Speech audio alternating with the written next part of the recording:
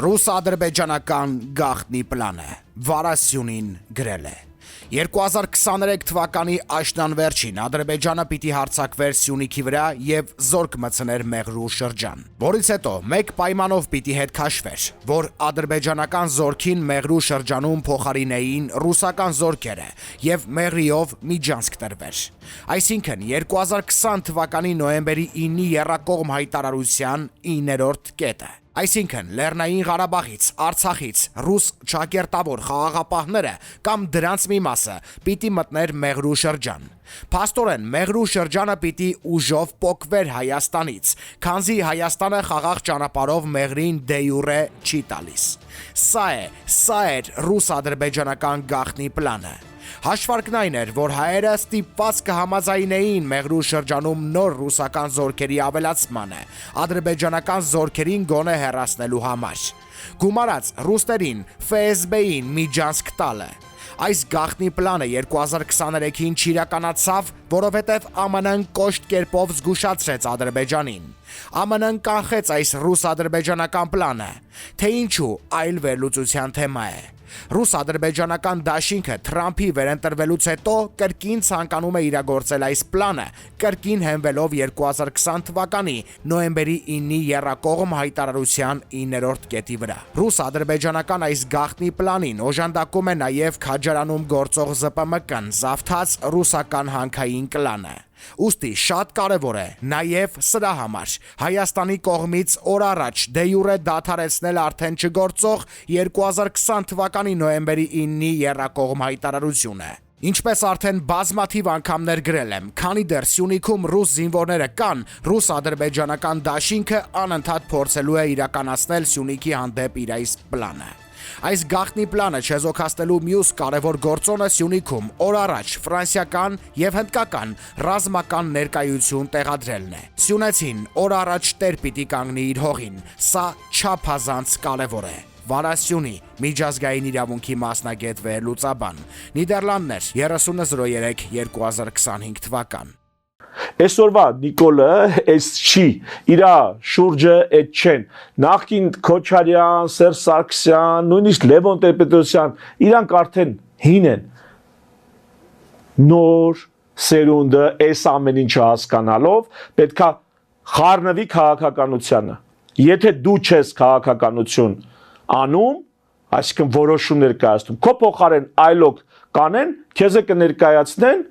կհրամցնեն իրանց որոշումը ու կասեն պտի անես։ Հիմա աշխարհաքաղաքական զարգացումների այս սրընթաց փոփոխությունների Թրամփի քաղաքականության հետևանքը բերելու է ավելի դեմոկրատական աշխարհի, թե մենք հակառակը լրիվ ուրիշ ուղղությամբ են գնալու եւ ձեր ասած դեմոկրատական երկիր դառնալու այդ հույսերը լրիվ մարելու են։ Դեմոկրատական երկրները հարաբերությունները լինում են ոչ թե ղեկավարներից, այլ նյութը ժողովրդական ինչպիսին է։ Եթե նյութը ինքնագլուխ է, որոշումներին մասնակցում է, չի կարում տունը տիտիկանի մեկը իր փոխարեն որոշի գան իրանացի դու պիտի անես։ Եթե այսպիսի ժողովուրդ է, դեմոկրատական ժողովուրդը լինում է այդ իր բնույթից, մշակույթից, կուլտուրայից, խելքից, խառնվածքից ելնելով։ Եթե ժողովուրդը բլնգյաց ժողովուրդ է, սպասում է մի հոգի ջոտ իրանացի ինքը անի, այս ժողովուրդները դեմոկրատական չեն կարա լինեն։ Ավելին այս ժողովուրդների մեջ որ բերում դեմոկրատիա ես ուզում, պատվաստես, ներմուծես, այլանդակություն է ստացվում, չի ստացվում։ Ժողովուրդը բնից պիտի սիրի դվիժենի, այսպես ասած, քաղաքական process պիտի սիրի։ Մենք ո՞նց ենք ցանկացած տեղ նստած խնջույքա ինչա որը կամ հատուկ զգուշացնեմ որ քաղաքականությունից չենք խոսալու կամ ոնց էլ չի խոսակցությունը հասնում է քաղաքականության։ Եթե ժողովուրդը սիրում է այդ քաղաքականությունը, այդ ժողովուրդը ունակ է դեմոկրատական լինելու։ Ունակ է։ Այսինքն Թրամփով չի որոշվելու դեմոկրատական։ Ես նկատի ունեմ աշխարհի միտումներով Թրամփը բազմաթիվ տեսեք Այնպես չի, որ ես միանշանակ Թրամփին կողմ եմ կամ դեմ եմ։ Իր արարքների մեջ կա ինձ համար շատ ողջունելի դրվագներ եւ ինձ համար խիստ անընդունելի կողմեր, խիստ անընդունելի։ Այս սրա մասին մի ամբողջ հաղորդում պետքա տրամադրենք։ Բայց ընդհանուր ինչա լինելու Թրամփը բացելու է մարդկանց աչքերը։ Այն ամբողջ սուտը, կեղծիքը, աճպարարությունն ու մի խոսքով սև գործերը, որոնք քաղաքականության մեջ, մեծ քաղաքականության մեջ կան, բայց մեզ ներկայացվում էին իբր գիտեք ինչ կա, ամեն ինչ նստած է օրենքների վրա, բոլորը օրինապաշտ օրինապահներ են, մեզ մնում է օրենքին հետևելով խաղաղության դարաշրջանով մտնենք այդ քաղաքակիրթ ժողովրդի մեծ հանրություն, Թրամփը գալու է եւ ցույց է տալու, որ դա տենց չի, որ ձմեռ պապի չկա։ Մի օրինակ բերեմ, ես Facebook-յան պատից գրել եմ։ Թրամփը Ամերիկայում կա տենց օրենք, որ արտաքին հարաբերություններում բիզնեսները կոռուպցիա չեն կարող անել։ Եթե օրինակ ամերիկյան բիզնեսը Հայաստանում կոռուպցիայի ճանապարհով արդյունքի ասավ, նա կարա դատվի Ամերիկայում դրա համար։ Ասենք ՖԲՌ-ը լսել եք, ՖԲՌ-ը կարա գործ հարուցի եւ իրան կոռուպցիայի համար հետևից գնա։ Հիմա Թրամփը եկել է ու այդ արգելքը հանել է։ Ինչ է բացատրում։ Ասում որ չինական ընկերությունները կոռուպցիայով տարբեր երկրներում տարբեր գործարքներ են անում։ Մեր ընկերությունները հետ են մնում, ասում է։ Ուրեմն պետք է հանեք փետրվարի 10-ին հանել այդ արգելքը։ Այսինքն ուղիղ ամերիկյան բիզնեսին սիգնալ է գնացել։ Ինչքան կարա կոռուպցիայով ձեր հարցերը լուծեք, ներսում չի կարելի, ԱՄՆ-ի ներսում չի կարելի, արտաքին աշխարհում խնդրեմ գնացեք կոռուպցիա արեք։ Ստեղից մի անգամից իմոտ հարց առաջանում։ Այս ամուլսարի գործարքը, որ եղավ, իբրև թե նոր ամերիկյան դեսպանատունն էլ շուշուտ որ ամուլսարը հեսա հանք է դառնում։ ԱՄՆ դեսպանատունն էլ դրա մասին իր պատին տեղադրել էր տեղեկություն, այսինքն ողջունում էր։ Իմոտ հարց առաջանում, արդյոք սա կապ չունի կոռուպցիայի հետ։ Արդյոք սա Թրամփի փետրվարի 10-ի որոշման հետ չի կապված, որ ինչքան տեղ կարաք կոռուպցիայով ձեր հարցերը լուծեք։ Ավելին աշխարհում քաղաքակիրթ աշխարհում այդպիսի բան կա, կամպանիաները իրենց հաշվետվություններում նաև նշում են արտաքին այդ ուրեմն գործերի մեջ ինչքանն է կոռուպցիային միլիոնավոր դոլարների հաշվետվություն են ներկայացնում իրանց մեջ իրանց հիմնադիրներին, իրենց տնօրեններին, թե որն ա եղել կոռուպցիայի բաժինը այդ իրանց գործարքներում, կոռուպցիոն ծախսերը։ Եթե հետաքրքիր է կարամ հանեմ դրանք ցույց տամ, էլի։ Չնայած առաջիկայում երևի պատից կհրապարակեմ, թե որ կամպանիան ոնց է ներկայացնում, որ այսքան կոռուպցիայի վրա եմ ծախսել։ Այլ երկրներում,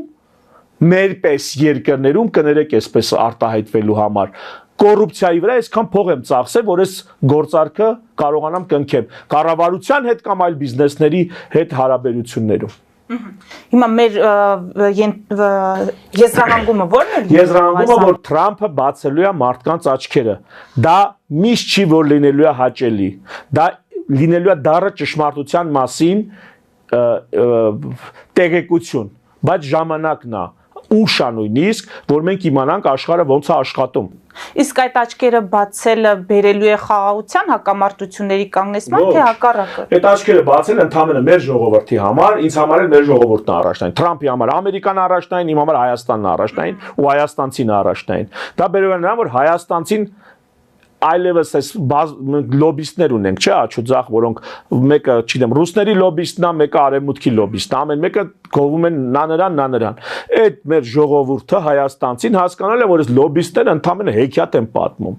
Կապ չունի ում օգտին են պատմում։ Նրանք ընդհանրապես հեքիաթ ասածներ են։ Չնայած հեքիաթը լավ բան է, բայց այս դեպքում հասուն մարդկանց համար քաղաքականության մեջ նրանք ընդհանրապես հեքիաթ ասածներ են։ Նրանք ընդհանրապես գրավչանյութ են ներկայացնում։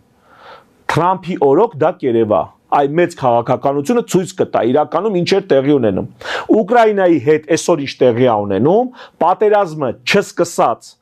ենթադրել եմ, որ պատերազմը սկսելու է, դրա մասին արտահայտվել եմ, պատերազմի առաջին օրվանից էլ տենց ամիսներ շարունակ նշել եմ, որ ավարտվելու է այս տեսակ մի բանով։ Մինչև Թրամփի գալն եմ ասել, այ ժողովուրդ ջան, ձեր հաշվարկներն ունեն ցարեք, որ կարող է Թրամփը գա։ Նրանից հետո ուրիշ բանալին, այդ դրան պատրաստվեք։ Մի խոսքով այս ամեն ինչը, ելի ասում, ուզում եք ասեք բանը վերլուծություն, ուզում եք ասեք գուշակություն, ուզում եք ասեք հեռատեսություն, ինչ ուզում եք ասեք, այս ամեն ինչը ժամանակի ներկայացրել եմ, բացատրել եմ։ Եվ հիմա ավելի սենց ոնց, այ ու լսեք այն մարդկանց, ովքեր տասնյակ հազարավորներ դիտում ունեն, այդ ձեր էքսպերտները, օրինակ ուկրաինական պատերազմի մասին, այդ մարդիկ այսօր կամ քաղաքականություն են ուզում մտնեն, կամ քաղաքական վերլուծաբան են հանդես գալի։ Մի հատ լսեք իրանց, այսքան տարի խոսացել են, ու մի հատ լսեք Այս համեստ բժիշկը կամ անհամեստ բժիշկը ինչեր խոսում։ Հիմա տեսեք մեզից ով է քաղաքականությունից հասկանում։ Ու ոչ Ռուսաստանի ջաղացին եմ ջուր լցում, ոչ արևմուտքի։ Մենք ընդեղից էլ ունենք ակնկալիքներ ստանալու բան, ընդեղից էլ ունենք։ Այնպես չի որ մենք ասած ակվարիումի մեջ փակվելու ենք, այդ ակվարիումի մի պատն է բաց լինելու ու մի պատը նայելու է դեպի արևմուտք։ Ավելին ասեմ, արևմուտք նայող պատը ուղիղ սահմանակից է Թուրքիայի հետ։ Այս պետք է հաշվի առնել։ Այստեղ էլ ուրիշ ավելի բարդ հաշվարկներ են։ Թուրքիա եւ ասած շատ բարդ հաշվարկներ են, բայց այնքան բարդ չի, որ մեր խելքը չհասնի։ Մեր խելքը դա հասնում է, հասկանում ենք։ Մնում է մեզ իլյուզիաներով, պատրանքներով չխապենք։ Թրամփը կօգնի այդ ուսման process-ին կաջակցի։ Մենակ խնդրում եմ կարճ հիշողություն չունենաք։ Հիշեք ով ինչեր էր խոսում ուկրաինական խնդրի հետ կապված, սիրիական խնդրի հետ կապված, то թեկուզ Արցախի խնդրի հետ կապված։ Հիշեք ով ինչ էր խոսում, հիշեք ես ինչ էի խոսում։ Հիշեք այն հայոյանքները, որ գալիս էին այդ խոսքի հետ կապված, ու հիմա տեսեք։ Մեզանից ով է կարում վերլուծություն անի, քաղաքական կանխատեսում անի։ Ամփոփելով պարոն Մանասյան վերադառնամ ձեր այն ասածին, որ մի մասը մեր ճակատագիրը, մեր փրկությունը կապում է արևմուտքի հետ, մյուս մասը Ռուսաստանի հետ, բայց այս երկուսի արանքում ստացվում է Նիկոլ Փաշինյանը ճիշտ է, երբ ասում է, որ պետք չէ հակադրվել կողմերից որևէ մեկին կամ ընտրել կողմերից որևէ մեկը, այլ պետք է ընտրել Հայաստանի Հանրապետությունը, մեր անկախությունը, մեր ինքնիշխանությունը, մեր շահերից բխելով համագործակցել բոլոր պետությունների հետ եւ բացատրել, որ մեկի հետ համագործակցությունը մյուսի դեմ չէ։ Հիմա որպեսզի մենք հասկանանք այդ ձեր Նիկոլ Փաշինյանի այդպիսի արտահայտությունը պոպուլիզմա թե բովանդակային խորքային միտք, եկեք մի հատ քննենք էլի։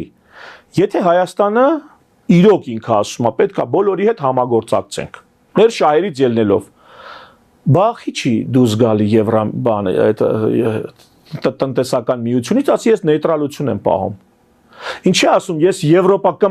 Եվրամիություն կմտնեմ, այն ժամանակ պատրաստ ենք ցանկ հենց թեկուզ վաղը ասում է հենց Եվրամիությունը մեզ կանչեց մենք կմտնենք Եվրամիություն ասում է չէ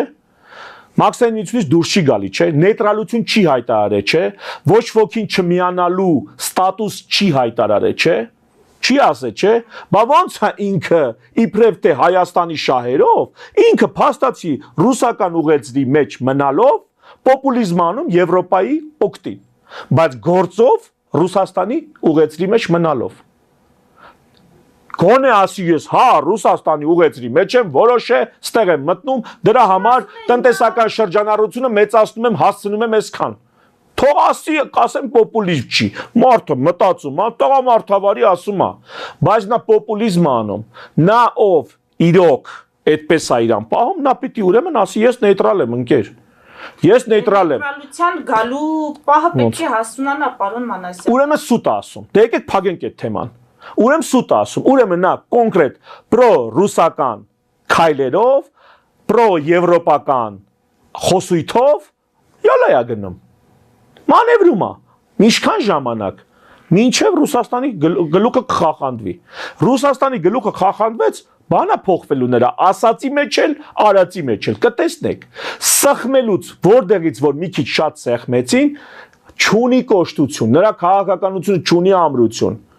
Նա մի sense մածուցիկ, լորձային մի հատ վիճակ է։ Այս տեսակ երկիր, այս տեսակ սուվերենություն, այս տեսակ մեր խնդիրների լուծում չի լինելու։ Ու ոչ ոք չի ուզելու կրկնում եմ մենք լինենք իսկականից այնքան կոշտ, որ մեր սեփական, մեր բնույթին հարազատ քաղաքականություն վարենք, կյանք ապրենք։ Թելադրելու են, հասկանում եք, չգիտեմ, օրինակ, մինչև Թրամփը խոսում էին հիմնականում ներառականության մասին, հեսա Թրամփն եկել է, Եվրոպան էլ մի քիչ հեսա կռազմականա, կփորձեն արդեն այլ մշակույթ, այլ գաղափարախոսություն, այդ դրա տակ էլ ծրվելու են։ Ոնց թելադրում են, անես ծրվում են։ Ասես չի լինի։ Այսպիսի տուն չեն կառուցում նույնիսկ, այսպիսի ճկուն բան չի լինում, այ ընկեր, սա պետությունա թե ինչա։ Հիմա մենք ուզում ենք ոչ թե սենց լորդի պես ամեն կողմի քամուց մի քիչ այս կողմ գնացող մի քիչ այն կողմ, չէ, մենք ուզում ենք կայուն պետություն, երկիր, կայուն երկիր ենք ուզում։